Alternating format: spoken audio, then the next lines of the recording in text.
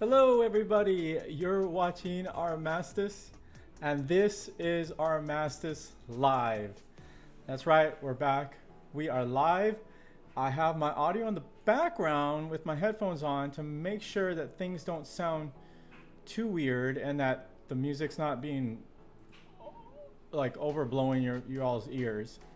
So let me know in the video description if things after the stream or later on if things did sound too weird. I'm trying to make sure. Give me 1 second. Okay, I think it sounds good. I think we got it right. I think it sounds good. We should hopefully not have too much background noise. I think audio's good. Yeah, there we go. Okay. So I'll probably check in on it every once in a while just to make sure that nothing is out of whack. Okay, yeah, things sound good. Okay, cool. We're good. Again, I'm Armastis. This is Armastis Live. So I'm doing all of this because this is the first time that we're going to be doing a deck profile for Final Fantasy TCG, and I am really excited about this. This is a deck I've been working on for quite a while, and it was inspired through other various builds, and I'll give credit to those builds, of course, in the stream. So we'll do that actually first before we jump into the build that I made. Let's see. Yeah. So before we jump in, there's links in the video description to, of course, betterhelp.com for mental health, especially during these troubled times. Take care of yourself, of your mental health. It's as important as your physical health and whatever other kind of health there may be out there. But yes, physical, mental health.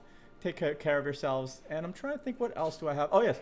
Please like and subscribe, follow us if you're watching on Twitch, on YouTube, or on Instagram, and leave comments. Give me feedback, whether it's positive, even if you don't like the video, let me know why. At least hit a like, please. And I also have a link to my email where you can always email me, and I will respond if you email me if you have any questions, if you just want to share something, just want to say a quick hello, whatever it might be. My email is down there in the video link description. It's armastislife@gmail.com. And I'm trying to think what other announcements we got. Oh, yes. So we have on the way, we got a Tifa tin that we're going to be doing an opening of. We got 2 Sephiroth tins, the gift tins, I believe. I also have a few special edition order things from Square Enix, directly from Square Enix, that we will be opening on this channel. I'm still waiting on my penny sleeves. Penny sleeves are really hard to find right now, but once we get those penny sleeves in, what we will end up doing is re-sleeving all the single mail ordered and special, like, cool single cards I got.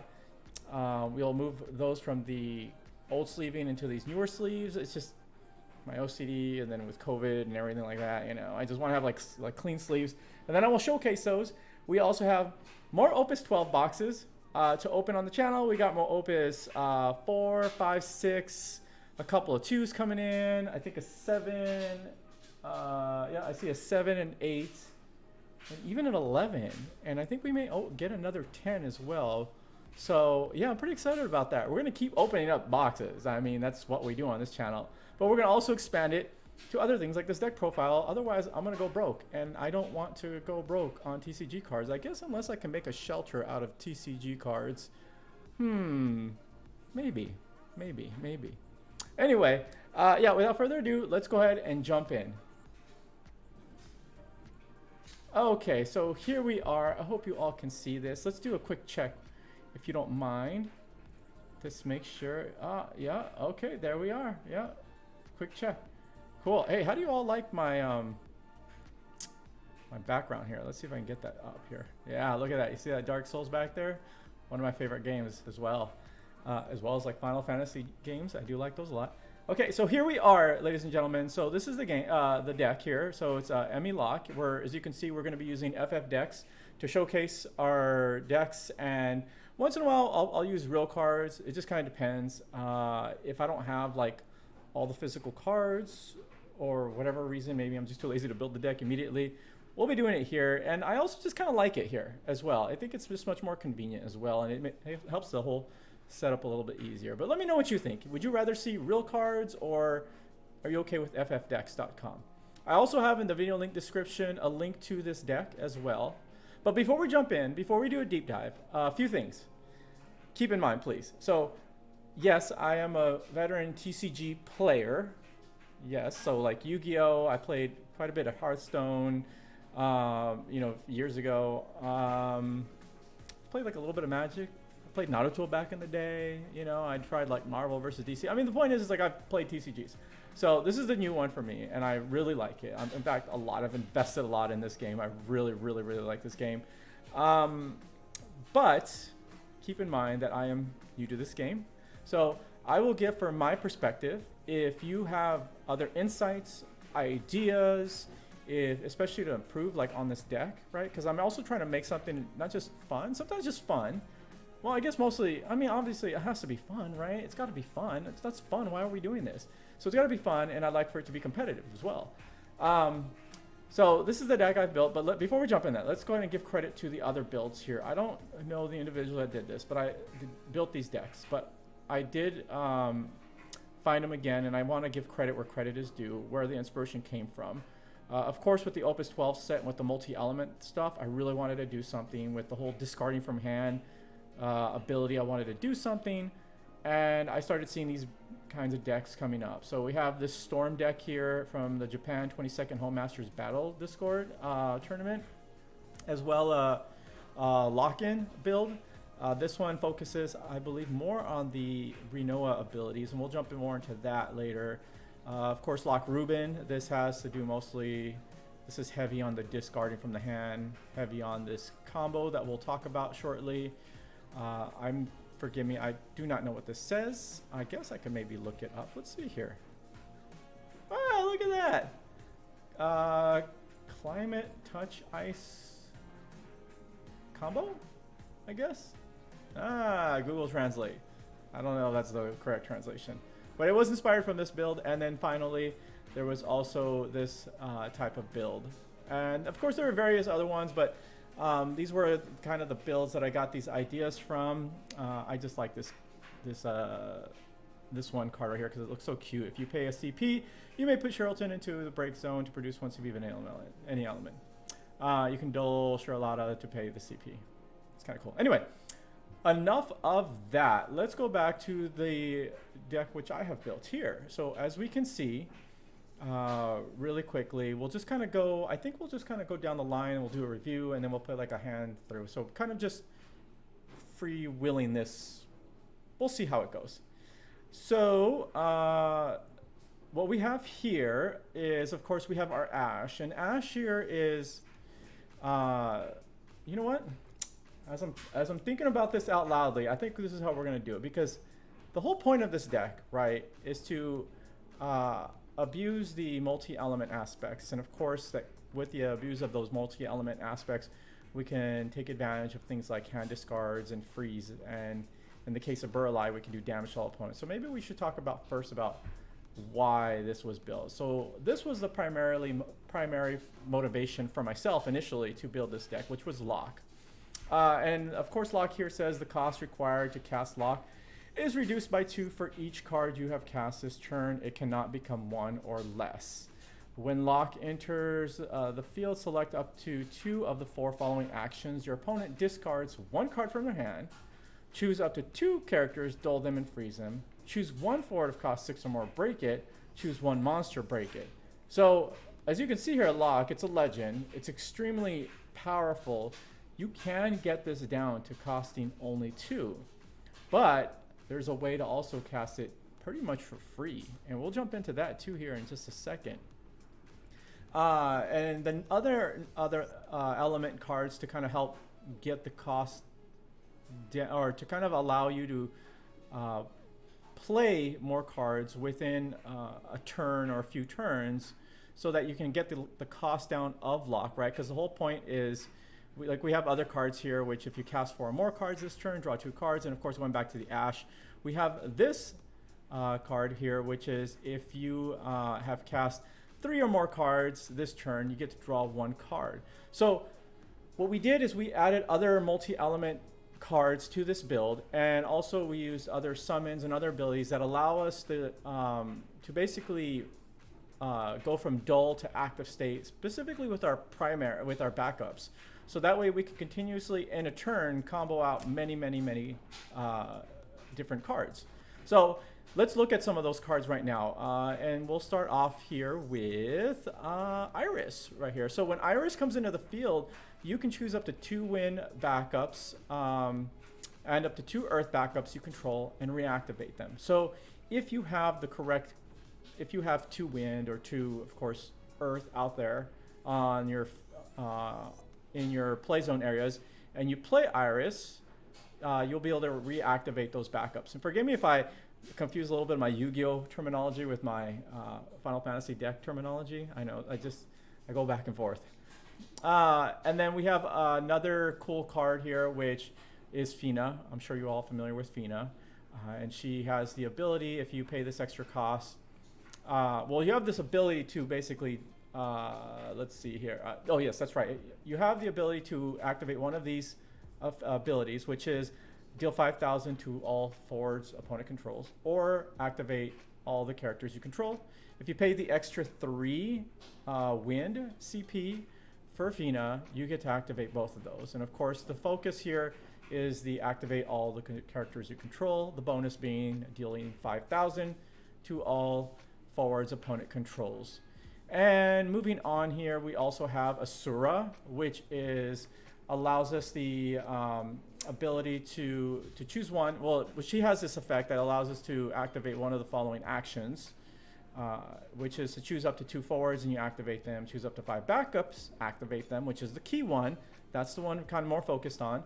And then, of course, choose 1 character card of cost 2 or less in your break zone and add it to your hand. That's just a nice added backup bonus to this card if we wanted to get like another Ash, Creel back into our hand. Let's see what other ones we can get. Creel, and of course it's a character, so we can get some of our backups and that kind of thing. And then, of course, Pandemonium. Pandemonium has experts to it as well, and it will allow us to choose 1 backup that we control, as we can see here, and reactivate it, which is really nice, and at the same time do 2,000 damage to all forwards our opponent controls. If our opponent has received 5 points of damage or more, we can also activate our backup, but also deal 4,000 instead to all forwards our opponent controls. This is good, and I saw some builds where it did 2 Asuras and 1 Pandemonium. I like 2 Pandemoniums and 1 Asura because of the added bonus damage ability, which also is good if you're playing against a more swarm aggressive deck, because this build is very combo heavy and it does take time to build up. And if you don't have, if the deck is taking a little bit of time to build up and you're gonna be playing against someone aggressive, you're gonna get ran over pretty quickly. And then of course Alexander here, which we just touched on, we'll go ahead and skip that one. Now Carbuncle is interesting. Carbuncle, we're gonna just play 1 of Carbuncle, and the reason I like Carbuncle is because this card essentially recycles itself. And as we see here, it says choose 1 forward, it gains 2,000 power until the end of the turn. If its power has become 9,000 or less, return Carbuncle to your hand. So it doesn't go into the break zone. What this means, right? Say you have 4 or even 3 backups out there, in play. You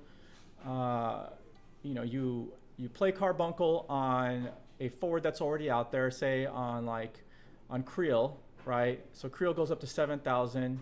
You've played 1 card. Then you can play Asura, right? Reactivate your backups. You've played 2 cards. You can play Carbuncle, say you have Ash out there, and you have now played 3 cards, right? And so it's like you can just keep going and going and going, especially the more backups you have out there, which allows Locke basically to go down in its cost. You get the ability of Ash. If you have an Alexander, you get to draw 2 cards. It's just a beautifully amazing way to kind of abuse this, and it just keeps that extra card in your hand. For this instance, I felt like we only needed 1, and the deck is already pretty tight as it is, so I just left it to 1. But let me know what you think, if maybe I should have 2 or even 3 in here. And of course we have Q-Sith for the recycling as well, right? It's also a great card to have. Same with Citra. Citra is great because it does give us our summons back into our hand as well. And Diabolos, which is of course has the, you can choose two of the four of the following actions, which is to choose one forward of cost 5 or more and break it. Choose one forward of cost 4 or less until the end of the turn. Its power becomes 1,000. Activate all forwards you control. And the one that we are really focusing on is to activate all the backups you control. That's the big one. I was play testing this with 3. I didn't like it. It left too many dead draws. It created the deck to be a little bit slower. I tried it at 2, a little bit better, and I settled on 1. But again, let me know what you all think. I've seen people with 2. I've seen, of course, with 3. I don't know. I'm still unsure about that. I kind of had the same feeling with like Fina. I brought Fina down to 1, but I don't know. Now, some of you may be asking like, well, why wouldn't you include more of these kinds of cards like Fina or Diabolos to be able to use that effect? The thing is that the reason why you see Ishitola in here, and you have 3 Irises in here, and of course the 3 Locks. Well, 3 Locks are the given, and even the 2 Buralais, is that I also wanted monsters. I'm sorry, that was a Yu-Gi-Oh term. I wanted to use forwards that can fight, that can actually like battle on the field there. They're not just getting wiped out. There's a fighting chance. My only mechanic is not this, you know, this ability to just keep playing cards with the added effect to discard cards and all that stuff, right? That's not what we want to do. We want to be able to try to last, right, in a game. We don't want to burn out as easily. There is potential for this deck to burn out, but that's why we also have all the drawing power so that we can hopefully not burn out and continue to have options. So let's go move on to the backups here. For the backups, we have Princess Sarah. Of course, Princess Sarah, we are all familiar with this card. We name an element and Princess Sarah becomes that card. The added effect is that she also, what is it? All the forwards of the same element as Princess Sarah you control gain 1,000 power until the end of the turn. So you can imagine if we use wind or earth, or sometimes we'll need the ice, but typically we'll be choosing wind or earth. And if that's the instance, it just gives us an extra bump to the attack of our weaker monsters. These, forwards. These forwards do have the potential to increase on their own, right? But giving them that extra 1,000 is really nice as well. Now, to my understanding, and let me know in the comments if I'm wrong on this, but I believe if we did choose wind, for example, cards like Buralai and Locke and Iris and Nishitola actually would not receive the bonus because it's very specific here with Princess Sarah of choosing just one element. Could be wrong. We have Cosmos, of course. So Cosmos is great. Cosmos produces CP of any elements. The nice thing also about Cosmos is Cosmos will allow us to play our multiple lights. So we can also have Princess Sarah on the field. And since we run 2 Citras, we can also have 2 Citras on the field, which is very nice. And then having extra lights, we have the added bonus of Citra to basically discard, choose one forward, and then it cannot attack or block this turn, right? So it's like an extra protector on the upside. What are the other notable ones? So Miona lets us add a character from the field back to our hand to draw 1 card. In this instance, we can kind of use this as like a Rinoa. In fact, let's talk about Rinoa really quick. So Rinoa gives us the ability that when she comes onto the field, you can choose a forward other than Rinoa, remove it from play, and then bring it back dull. So imagine this, kind of a perfect example. If you have Zidane, I think that's how you say it. I don't know. We were discussing this last weekend. I think it's Zidane. So if you have Zidane or Locke on the field, you know they've been out already a turn as is, which is great. You enter your attack phase, you attack with it, right? And then you play Rinoa, or you play Dr. Sid. You can bounce back, or forgive me, let's go Rinoa first. You can, with Rinoa, remove Locke or Zidane from the field, and then bring it back dull, and then get the effect again, right? You can trigger one of these effects again, which is just fantastic. with Dr. Sid, or sorry, with Myon, I think that's how you say his name, you can bounce back a card to your hand. So say you bring Locke back to your hand, and you've already played, you know, 2 or 3 cards that turn. Locke is still gets depleted in terms of cost, and so you can just easily bring back Locke out, right? Or you can, of course, if able, to play Zidane again. So that's kind of like the idea of that, but we don't want to, the reason why we see only one of each of these is that we don't want to depend on that. That's like an extra bonus. That's like the cherry on top, if you will. It's not really the cake, but if you can get that sweet cherry, that's just amazing, and it just really locks down your opponents. Waltrill is just for basically the recycling in case you get some really yucky draws. It happens every still once in a while. There's nothing you can do about that. Lael's just a great card. Lael is just a card that can give you that extra touch of protection against your opponent's summons of cost 4 or less.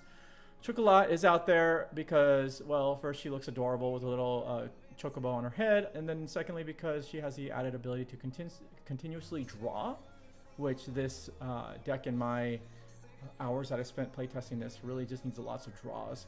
Aerith is just another great way to reactivate backups. Great example, Aerith with Buralai. And let's talk about Buralai. If Buralai has this cool effect that says when one or more dull backups you control is activated due to your summons or abilities, deal 3,000 damage to all forward opponent controls. Notice that is not a once per turn, right? And the other one is when your opponent discards 1 or more cards from their hand due to your summons or abilities, choose one character, dull it, and freeze it. That just plays so beautifully well into this whole entire deck. Specifically, that first one of dealing 3,000 damage. In my many playtests, I was easily able to do about 6,000 damage, sometimes 9, 12,000 every once in a while. Just really abusing that. Even doing the 3,000, knocking down if your opponent has 10,000 or even 9,000 power forwards out there, just being able to get that down once, knocking them down to 7,000 or 6,000 gives you that headway, especially over with your weaker monsters. It's just really great. Let's see here. Of course, Rydia, which allows us to search for a summon, and the just really good added little nice touch effect. Vigali, which lets us search for multi-elements, right? I mean, that's great, especially in situations when you want to really get off that combo, or you're in a good situation to search for that lock. There you go. And then Star Sibyl, this one is really interesting. I really like this card. In fact, I like this card so much, I went out and I ordered a few of the promos. There's a few full out promos for this. The art is awful, but the card is so cool. Well, the art itself is not, it's the screenshot art. I don't like that on the cards. But anyway, besides that, so Star Sibyl, let's read this. So it's an X-Burst, and when Star Sibyl enters the field, you may search for one category 11 character other than card name Star Sibyl and add it to your hand, which is pretty amazing. And what, let's see here. So you can dull it. You can have the ability here to dull Star Sibyl and put Star Sibyl into the break zone and play one forward of cost 6 or less. From your hand onto the field, you can only use this ability during your turn. So here's what I want you all to imagine, okay? You have Locke in your hand. You've played Star Sibyl last turn. Locke's just sitting in your hand. Star Sibyl's just sitting out there, right? You're in a great, well, not a great, you want to get Locke out there. Getting Locke out there is going to discard one from your opponent's hand, possibly freeze something. It gets you a 9k power immediately. You can get this early game too, believe it or not. You can get this really quickly. All right, so it's your turn. You just play Princess Sarah, right? Or a simple, something cheap out there. You just play it on the field. Now Locke's cost is down to 6. Star Sibyl is active, right? Dull it. Send it into the break zone. Boom, out comes Locke. For free. It's amazing, right? And of course here, Star Sibyl's also category 11, so here's the thing with that. The reason I'm bringing this up, and I almost kind of lost my train of thought here. So Star Sibyl's a category 11. There is a backup. I cannot remember exactly the name. Starts with an A, I believe. That lets you search for category 11s. I thought about playing that, but I wasn't too sure. It would let us bring search for a few. No, really only Star Civil. But yeah, but that was the whole point of Star Civil. We do have Vigali, of course, to help us search. So if we wanted to do the whole Locke Star Civil ability, we got that. I'm only running 2 because it is a 5 cost. It's, again, a nice cherry on top, or like the sprinkles on the cake. We don't want to depend on it, but if we can do it, it's just all that better. And of course, we got Tyro. Good old Tyro. X-Burst, search for 1 forward, you know, added ability. If you have been dealt 5 damage, you can choose 1 forward, and it gains 2,000 power until the end of the turn. Okay, that is the whole entire deck. I know, it was a bit there. So let's go ahead, and we're here on ffdex.com, which I highly recommend. We did sign up for their Patreon to be able to use the Play a Deck beta. I highly recommend it. It's the best thing I found so far. You know, I think it's like $2 a month for their lowest tier. I think it's worth it. The other thing I did find was something on Steam I didn't care for too much. Let's zoom in here just a bit to get a better... see if we can get a better view here. There we go. Okay. So let's see. This hand is okay. We'll go ahead and stick with it just to see how it turns out. Let's just say we do go first. We draw 1 card here. And again, don't judge. I'll try and do my best here. Let's see. Let's go ahead and discard our Vigali here and get Cosmos immediately out onto the field. And that way it gives us his ability to just go ahead and immediately create whatever CP that we may need. Opponent goes, let's say I go, typically they'll just play one backup, maybe 2 backups, not too much. Let's go ahead and draw our 2 here. So we have already the ability here to play multiple things. So what is the best thing what is our best decision here? We can get Ishitola, we have Isora as a possibility. Zidane is nice, but we're gonna go ahead and chuck Zidane here, and we're gonna go ahead and play Waltrill for now. I don't think I want to rotate anything out right now. I'm pretty happy with this so far. Let's see, do I want to play anything else this turn? Yes, I think I will go ahead and chuck the Aerith. So we've played 2. Let's go ahead and get Ishitola out here. There's 3. Yeah, so right here already, if you think about it, we've already played 2 cards. Locke would only cost 4, but we're gonna go ahead and be done for now. As you can see, we got Ishitola out immediately, and Ishitola has haste.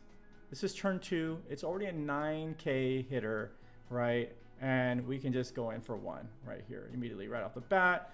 Our opponent goes, our turn. We can go ahead and activate all the cards here, and let's see what we can do with this hand here. So we already have a 9k out here. It's turn 2. Chances are our opponent possibly doesn't have a 9k out. It's possible, but probably not. We might just go in for the swing here. Let's see if we got some good options here. I think we're gonna say, I think we're good for now. We have an option to bring back a card back to our hand. Do we want to do that? Let's see, if we bring back Zidane here, and bring back Zidane, I'm gonna go ahead and pass here. Probably not the best move, but we're gonna pass and just see what happens here. In this instance, I think we may have attacked, let's just say that our opponent goes ahead and attacks us. Okay, well, unfortunately we lose our Renoa, but again, it is not a card that we are relying on, and in this instance, she wouldn't have been very helpful anyway. So let's go ahead and reactivate our cards. We're gonna draw our 2 here. Here we go. Better position right off the bat. And actually, I did made a little bit of a mistake. I think what I probably would have done at the end of my opponent's turn, since we had our 2 backups activated, is I would have actually used Q-Sith at the end of my opponent's turn to bring back. Let's see here. I think I would have brought back Zidane. Yeah, I think I would have brought back Zidane. So let's just say that we went ahead and did that. And we're gonna go ahead and let's see, how do we want to do this here? I think we're gonna go ahead and discard Tyro to play our Lael. So there's one. We're gonna go ahead and pay 1 and activate our Asura. Actually, before we do that, let's go ahead and do 1, 2, 3 and play our. See, do we want to play our Zidane? Actually, no, probably not. Let's see here. What would be best? So there's one card. Let's see if we can get Locke out here on the field. Let's just try that. So there's 2. We activate all our backups. So we play 2. And then we can do... so right now Locke only costs 4. So even if we discard this one here and paid our 2, we'll say Ice here. And then play Locke. There we go. So in this instance, we'll be able to freeze, dull freeze our opponent's 2 characters. And notice it says 2 characters, so we can even target their backups. And this, I believe, is turn 4 for us, right? And then we can either break a monster if they have a monster out there, discard 1 card from their hand. And yeah, so we've got this already beautiful ability here. We can go in for the attack, right? I think that would bring them down to 3 or 4 points. At this point, we say go. If we targeted their forwards, there's not much they're going to be able to do anyway. So they'll probably have to pass. Activate. Draw. Draw. And again, I mean, this is just beautiful here. So what we can do here is we can go ahead and pay 1. Let's just do our Pandemonium here. Reactivate, right? Do 2,000 across the board to our dear opponents, and we then can do 3, which we can in this instance get Zidane out. We can't play Ishatola because it's already on the field. It does not have a multiplier. Discard another one from our opponent's hand. So you kind of get the idea, right? We're locking our opponent, hence the lock, right? We're locking with Locke, removing resources from our opponent.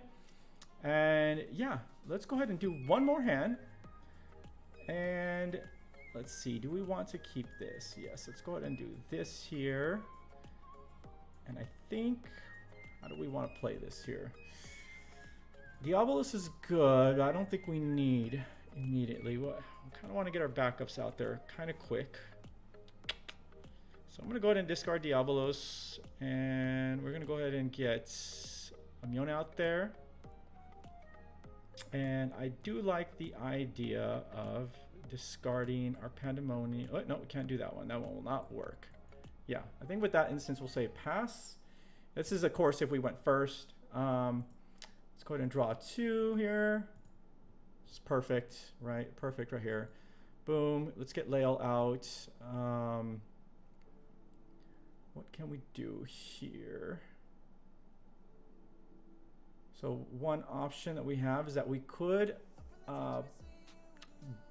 we can get Mione Dole. We can play Pandemonium, undull that one, but that's maybe not worth it right now. I think in this instance, we may just go ahead and do a pass at this point here and say your opponent, let's say we do take damage, that's okay. Let's draw our 2 here, and that's undull, of course. So I think in this case, what looks good here? What is a good plan?